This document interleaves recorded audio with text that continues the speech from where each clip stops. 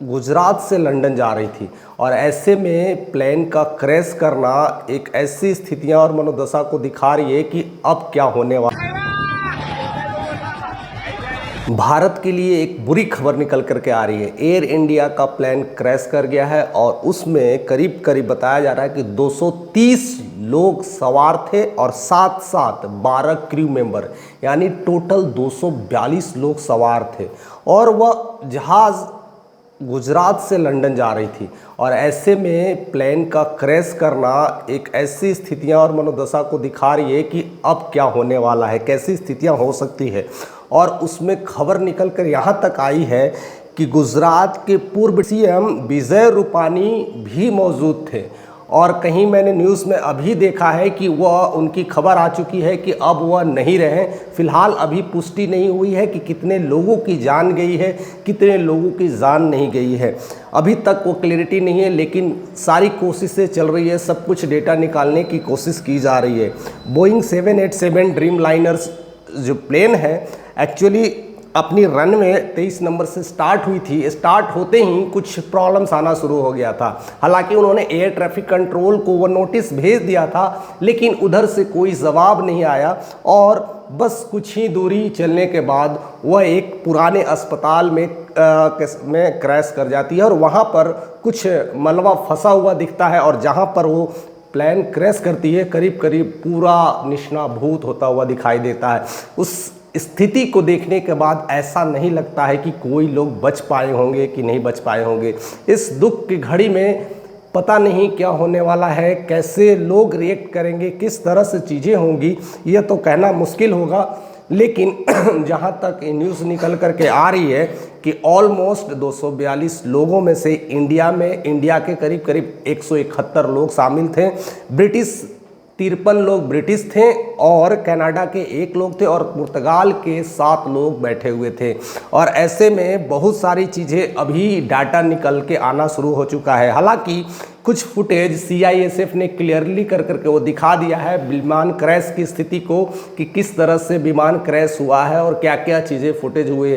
वो AISF का videos viral हो रहा है और काफ़ी लोग उसे देख रहे हैं, काफ़ी ट्रेंड हो रहा है कि कैसे अचानक ये चीज़ें हो गई है। इसको लेकर के पुष्टि तो बाद में होगी और जानने की कोशिश की जाएगी कि आखिर यह कैसे हुआ। हालांकि उसमें जो कैप्टन थे सुमित सब्रवाल ऑलरेडी एक ऐसे कैप्टन थे जो काफ़ी उड़ान भर चुके हैं, नेशनल इंटरनेशनल हर चीज़ों का अनुभव है और उन्होंने जैसे ही वो रनवे 23 से वो मूवमेंट किया था जहाज़, तब उन्होंने ऑलरेडी एयर ट्रैफिक को सिग्नल्स दे दिया था कि कुछ प्रॉब्लम्स आ रही है, लेकिन वहाँ से क्लियरिटी नहीं मिला और जहाज़ कुछ ही दूरी चलने के बाद वो पूरी तरह से क्रैश हो चुकी है।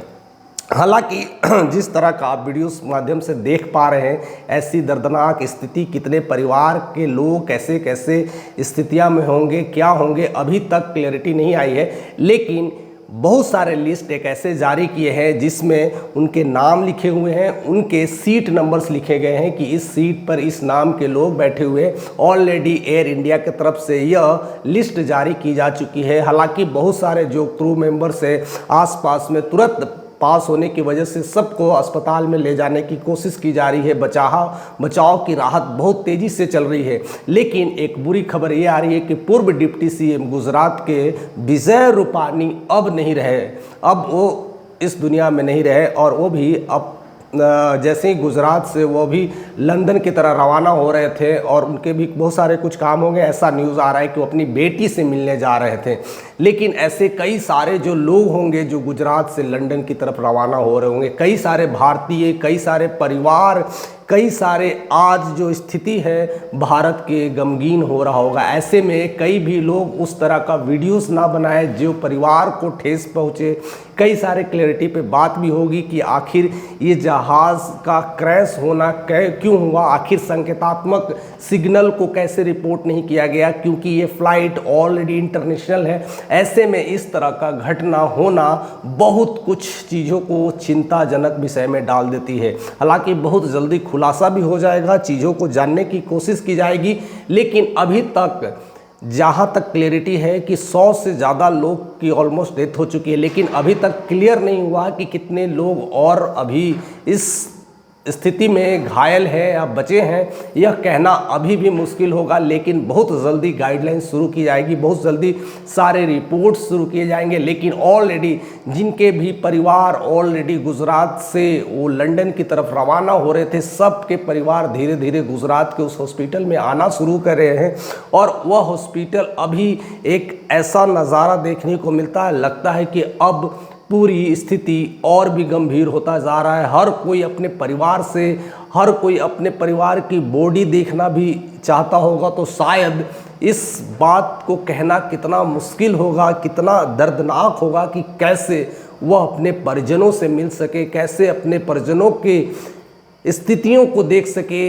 लेकिन पूरी तरह से अभी संयम बरता जा रहा है। पूरी तरह से जो टीम है, डॉक्टर्स की टीम लगी हुई है, हर कोई तुरंत सर्विस अलाउंस किया जा रहा है। पूरी तरह से राहत बचाव योजना में हर तरह से काम की जा रही है। हालांकि इसके लेकर के कई सारे ट्विटर अकाउंट पर हैंडलिंग किए जा रहे हैं, कई सारे लोगों का नाम लिया जा रहा है।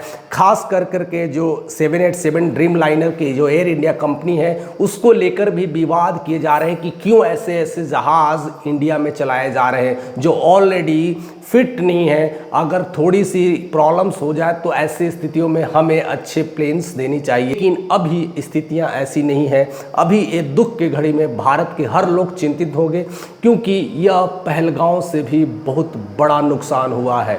और यह नुकसान ऐसा हुआ है कि आप बता नहीं सकते, कह नहीं सकते कि उनके परिजनों की क्या स्थिति होगी। कई लोग के परिवार वहाँ रहते होंगे, कई लोग के परिवार इस उम्मीद में रहते होंगे कि वहाँ से आएंगे, हमारे फैमिली आएंगे, मिलेंगे, उनकी स्थितियाँ कैसी होगी, कैसे कैसे प्रोफाइल के लोग हैं, सब का जमघट ऐसा लगा हुआ है। हर कोई जल्दी में जानने की कोशिश कर रहे हैं, परिवार से मिलने की कोशिश कर रहे हैं। ऐसे में पता नहीं क्या होने वाला है।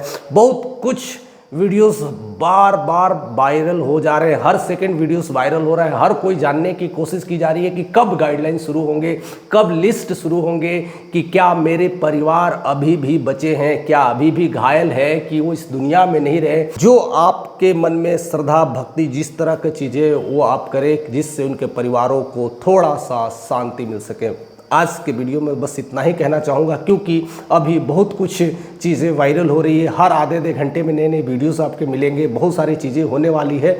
धीरे धीरे हम और भी तथ्यों को जानेंगे तो आपके साथ लाने की कोशिश करेंगे।